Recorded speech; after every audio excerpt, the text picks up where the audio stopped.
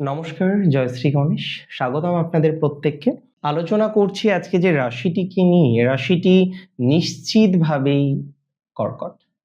কর্কট রাশির জাতক জাতিকাদের ক্ষেত্রে আমরা কতটা এক্সপেকটেশন রাখতে পারি মে মাসের 15 তারিখ থেকে জুন মাসের 15 তারিখ, আজকে সেই বিষয় নিয়ে আমরা কিন্তু একটা বিস্তারিত আলোচনা করার চেষ্টা করব।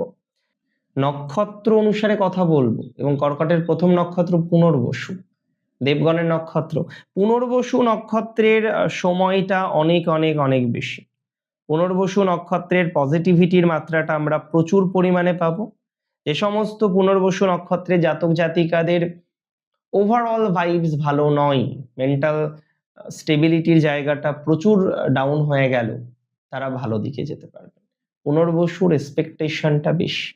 পুনর্বসু নতুন কিছু এক্সপেক্ট করতে পারেন। পুনর্বসু নক্ষত্রের সম্পর্কের জায়গাটাও ভালো। সম্পর্ক রিলেটেড বিষয়ে পুনর্বসু নক্ষত্রের জাতক বা জাতিকারা প্রচুর সাপোর্ট পাবেন, প্রচুর ডেভেলপমেন্ট পাবেন। এটা আমি কিন্তু খুব দায়িত্ব নিয়ে আপনাদের বলতে পারি। সম্পর্কের দিক থেকে পুনর্বসুর একটা ভালো সময় আসতে চলেছে। সম্পর্কের দিক থেকে পুনর্বসু নক্ষত্রের জাতক জাতিকারা একটা ভালো বা সুবিধাজনক জায়গা পাবেন। সম্পর্কের দিক থেকে পুনর্বসু টাইমটা ভালো। পারিবারিক উন্নতি পুনর্বসু দেখতে পারবো, আর্থিক ডেভেলপমেন্ট দেখতে পারবো। নির্দিষ্টভাবে বলছি, পুনর্বসু নক্ষত্রের জাতক জাতিকাদের অর্থনৈতিক জায়গা স্টেবল হবে। বিভিন্ন রকম ভাবে যে অপ্রাপ্তি, কর্মজীবনের ক্ষেত্রে অপ্রাপ্তি, বিভিন্ন অপ্রাপ্তিতে পুনর্বসু মাঝে পড়লেন, এই অপ্রাপ্তির জায়গাগুলো থেকে প্রাপ্তিমূলক একটা জায়গা পুনর্বসু নক্ষত্রের জাতক জাতিকাদের আসবে। প্রাপ্তির জায়গাটা পুনর্বসুর এক্সট্রিমলি পজিটিভ, এটা আপনাদের আমি দায়িত্ব নিয়ে বলতে পারি। মানে পুনর্বসু নক্ষত্রের জাতক জাতিকারা না এ মাসটি বা এই সময়ে সব থেকে বেশি লাভবান হবেন কর্কটের। কেননা নক্ষত্রের অধিপতি তুঙ্গ হচ্ছে, 12 বছর পর তুঙ্গ হচ্ছে। ভাবতে পারেন এটা কতটা স্ট্রং একটা কম্বিনেশন।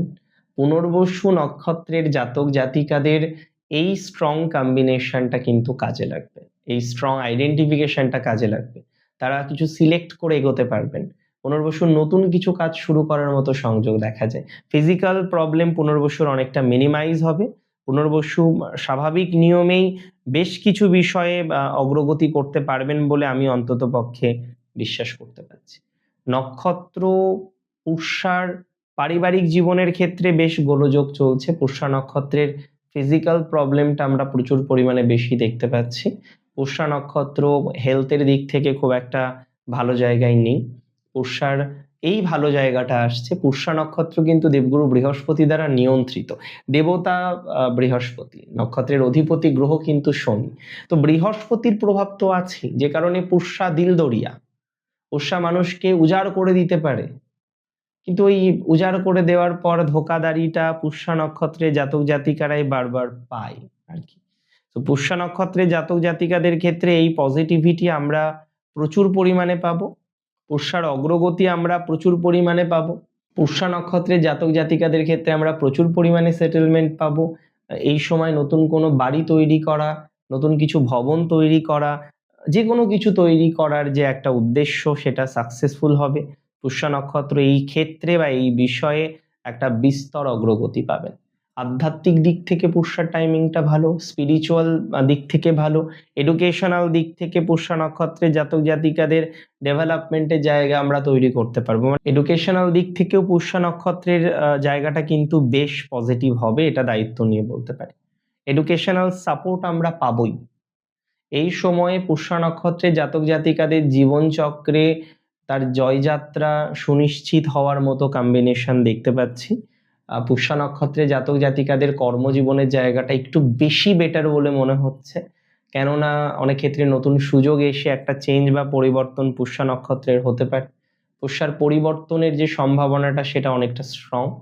কর্ম পরিবর্তন, লোকেশন পরিবর্তন, এবং আমি আগামী 6 মাস বা 8 মাসের মধ্যে, এবং বিশেষ করে 2রা জুন থেকে 31 অক্টোবরের মধ্যে বহু কর্কট রাশির, not only the Pushya but also the কর্কট রাশির যারা যারা আছেন, মানে বাকি দুটো নক্ষত্রের ক্ষেত্রেও লোকেশন বা অর্গানাইজেশন বা কোনো একটা চেঞ্জের জায়গা কিন্তু সুনিশ্চিত হচ্ছে।